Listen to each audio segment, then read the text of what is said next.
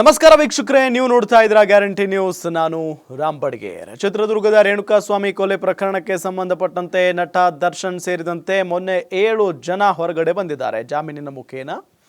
Regular bale ಸಿಕ್ಕ ಖುಷಿಯಲ್ಲಿ Darshan family ಮತ್ತು ದರ್ಶನ್ ಅವರ ಅಭಿಮಾನಿಗಳಿದ್ದಾರೆ.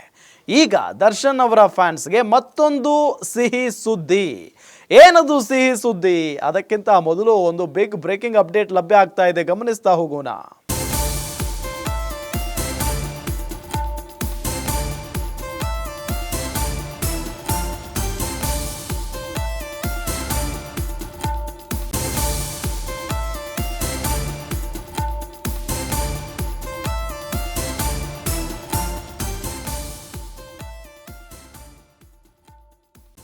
ನಟ ದರ್ಶನ್ ಫ್ಯಾನ್ಸ್ಗೆ ಮತ್ತೊಂದು ಗುಡ್ ನ್ಯೂಸ್.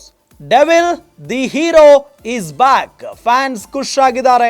ಡೆವಿಲ್ ಸಿನಿಮಾದ ಶೂಟಿಂಗ್ ಕಿಕ್ ಸ್ಟಾರ್ಟ್ ಆಗ್ತಾ ಇದೆ. ಮಿಲನ ಪ್ರಕಾಶ್ ನಿರ್ದೇಶಿಸಿ ನಿರ್ಮಿಸ್ತಿರುವಂಥ ಸಿನಿಮಾ ಇದು. ಫೆಬ್ರವರಿಯಿಂದ ಡೆವಿಲ್ ಚಿತ್ರದ ಶೂಟಿಂಗ್ ಮತ್ತೆ ಶುರು. ಬರ್ತ್ಡೇ ಮುಗಿಸಿ ಬಣ್ಣ ಹಚ್ಚಲಿದ್ದಾರೆ ದಾಸ ದರ್ಶನ್. ಫೆಬ್ರವರಿ 16ರಂದು ನಟ ದರ್ಶನ್ ಹುಟ್ಟುಹಬ್ಬ ಇದೆ. ಕಳೆದ ವರ್ಷದ ಬರ್ತ್ಡೇಯಲ್ಲಿ ಡೆವಿಲ್ ಟೀಸರ್ ರಿಲೀಸ್ ಆಗಿತ್ತು. ಮೊದಲ ಹಂತದ ನಂತರ ಡೆವಿಲ್ಗೆ ಫುಲ್ ಸ್ಟಾಪ್ ಬಿದ್ದಿತ್ತು. ರೇಣುಕಾಸ್ವಾಮಿ ಕೊಲೆ ಪ್ರಕರಣದಲ್ಲಿ ಸಿಲುಕಿದ್ದ ನಟ ಕಾನೂನಿನ ತೊಡಕು ನೋಡಿಕೊಂಡು ಶೂಟಿಂಗ್ ಪ್ಲಾನ್ ಮಾಡಲಿದ್ದಾರೆ. ಫಾರಿನ್ ಬದಲಿಗೆ ಇಲ್ಲೇ ವಿಶೇಷ ಸೆಟ್ ನಿರ್ಮಿಸಿ ಶೂಟಿಂಗ್ ಮಾಡಲಿದ್ದಾರೆ. ಚಿತ್ರತಂಡಕ್ಕೆ ಗ್ರೀನ್ ಸಿಗ್ನಲ್ ನೀಡಿದ್ದಾರೆ ನಟ ದರ್ಶನ್.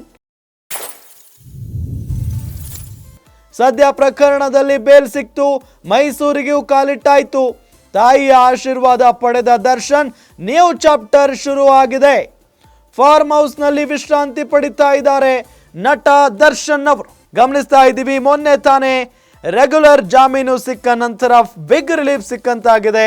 ಅದಾದ ನಂತರ ದರ್ಶನ್ ಅವರ ಫ್ಯಾನ್ಸ್ಗೆ ನಿಜಕ್ಕೂ ಕೂಡ ಒಂದು ಸಿಹಿ ಸುದ್ದಿ ಆಯ್ತು. ಅದಾದ ನಂತರ ಈಗ ಡೆವಿಲ್ ಸಿನಿಮಾ ಚಿತ್ರೀಕರಣ ಅರ್ಧಕ್ಕೆ ನಿಂತು ಬಿಟ್ಟಿತ್ತು. ಇನ್ನು ಯಾವಾಗ ನಮ್ಮ ಬಾಸ್ ಎಂಟ್ರಿ ಕೊಡ್ತಾರೆ ಚಿತ್ರೀಕರಣಕ್ಕೆ ಅನ್ನೋ ನಿಟ್ಟಿನಲ್ಲಿ ಕಾದು ಕೂತಿದ್ರು, ಶೂಟಿಂಗ್ ಯಾವಾಗ ಹೋಗ್ತಾರೆ ಅಂತ ಹೇಳಿ.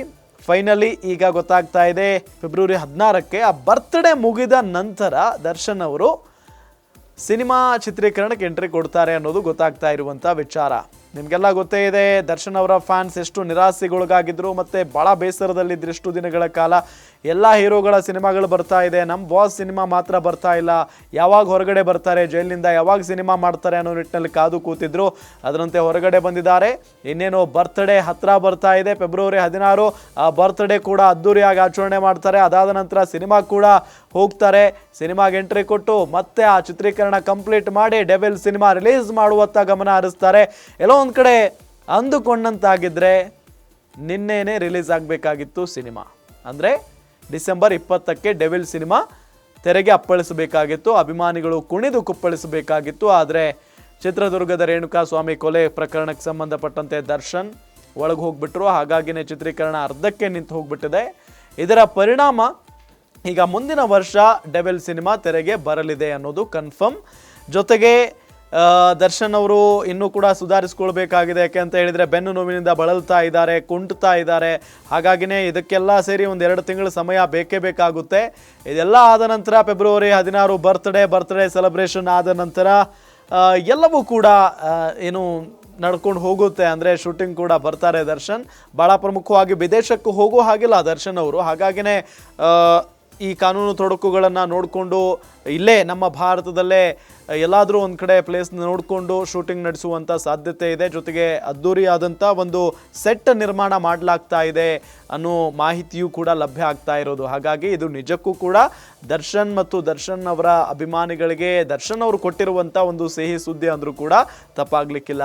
ನೋಡ್ತಾ ಇರಿ ಗ್ಯಾರಂಟಿ ನ್ಯೂಸ್, ಸುದ್ದಿ ಖಚಿತ, ನ್ಯಾಯ ನಿಶ್ಚಿತ.